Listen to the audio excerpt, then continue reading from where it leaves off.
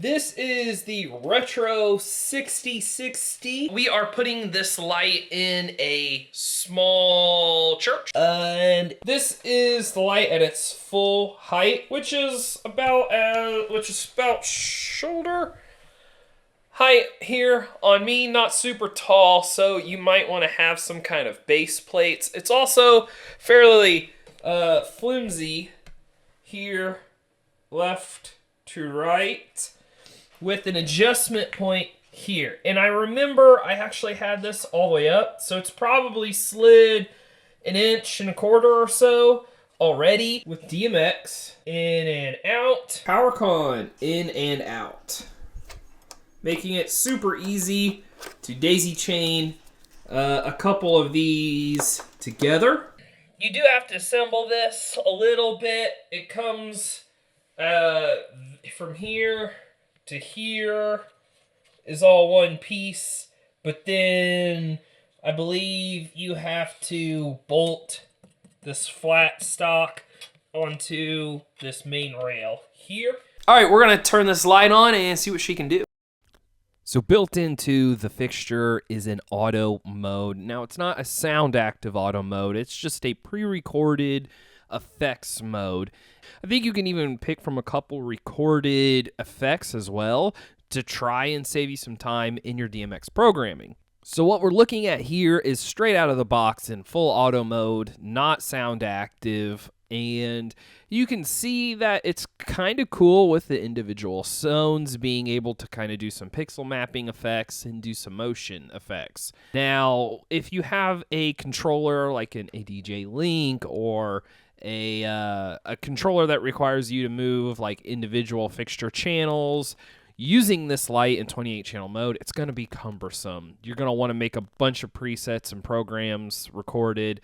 You're going to want to have a bunch of things recorded prior to your event. So this could be potentially too much for one person, or you will just need to have a software-based controller, something closer to what I have, like Onyx.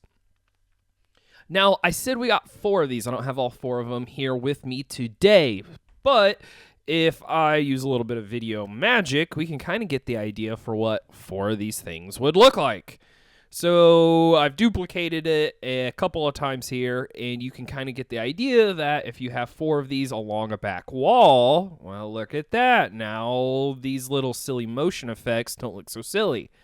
So if you are able to acquire 4 of them, 6 of them, 8 of them, I think you can start to build something that's really, really cool. Also, if you do get the ability to control each zone individually, that amber, that blinder built into it, having that click off in different zones at different times, it's going to give you an awesome look for music videos, your church service, even rock and roll, just being able to blind like that, which is what we got it for.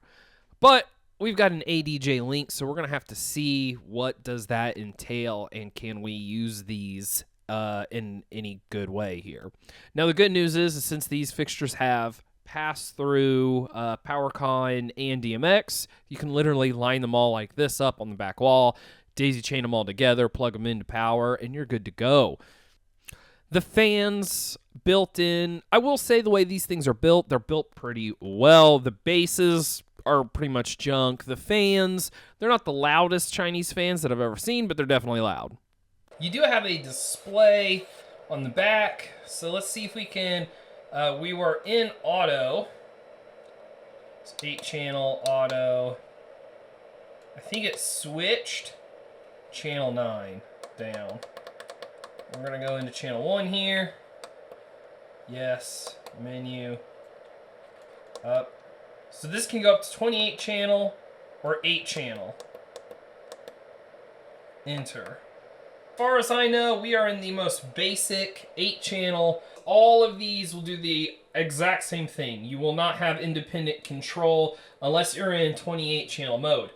Let's see if I can even get this thing to work in 8 channel mode.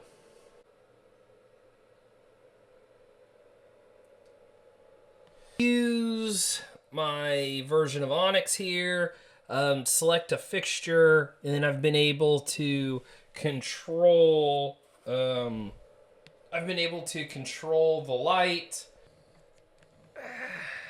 But this means that I'm not really controlling it properly, but I could get through a show. However, I don't have individual control over each zone. So I'd have to bump it up from 8 channel to 28 channel, and that makes things a little difficult without the correct fixture profile in your software. So I don't have the user manual because it literally got lost. It's a whole thing. So what I'm gonna do is I'm going to pack everything up, find this user manual. I think I know where one is.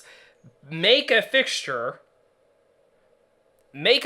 profile for this, and I'll give it to you guys, and we'll see if it see how things go, see if it helps anybody out. So overall, this light seems like it's a pretty cool light. I'm interested to see how it'll look.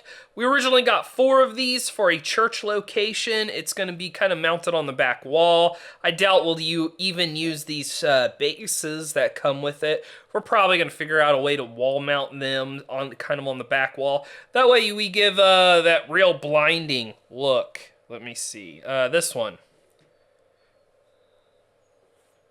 Apparently not that one. Or that one. Or that one. Apparently... Alright guys, that's it for now. This is the Retro 6060 off eBay.